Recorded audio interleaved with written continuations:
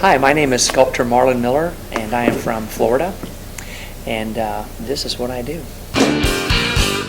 I've been an artist my whole life. My mother was an oil painter, my grandfather, great-grandfather too, mostly one-dimensional work, and I've been a three-dimensional artist pretty much all my life. Yeah, the Katrina Sculpture Project really started after Hurricane Katrina, and I saw a lot of the stories of survival, and I was really touched by those people.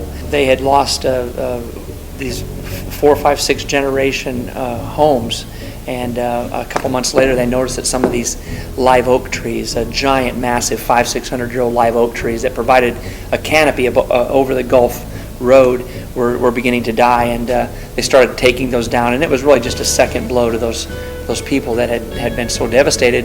And as an artist, I decided I was going to go in there and carve a couple of those trees, give them new life, and maybe give them a signal of hope.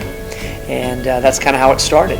So what was going to end up being a 2 or 3 weekend project, and a way as an artist, for me as an artist to touch that coast, turned into a 3-year project that now travels 35 miles, is over 50 sculptures. And some of the sculptures are over three stories in the air.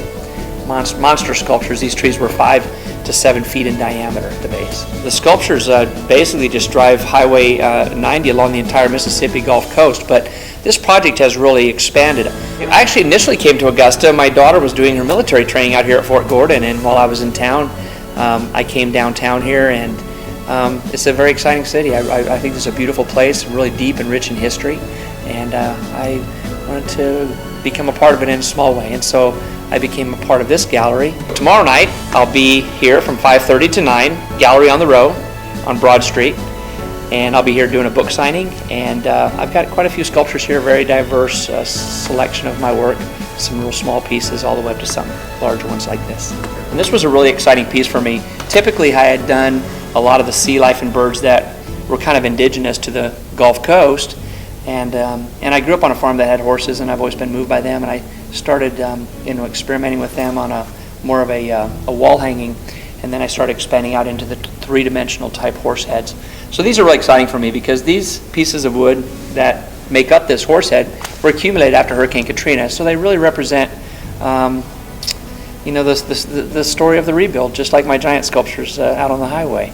The project that I did out on the Mississippi Gulf Coast was really an exciting time, but it really became exciting when the national media got a hold of it. And I had the chance to go and do a giant sculpture for Colonel Lawrence E. Roberts. Here's a photo right here of the sculpture. It's almost 30 feet tall, and he was a Tuskegee Airman.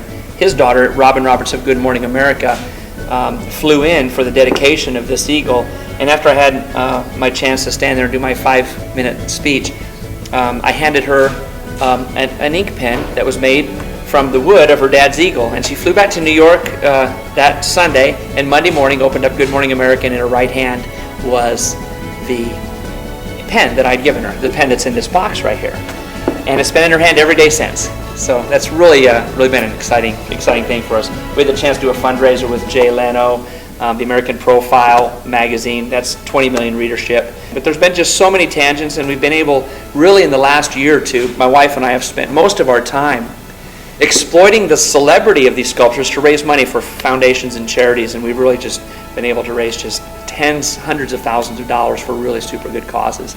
And so again, another fun tangent that this project took.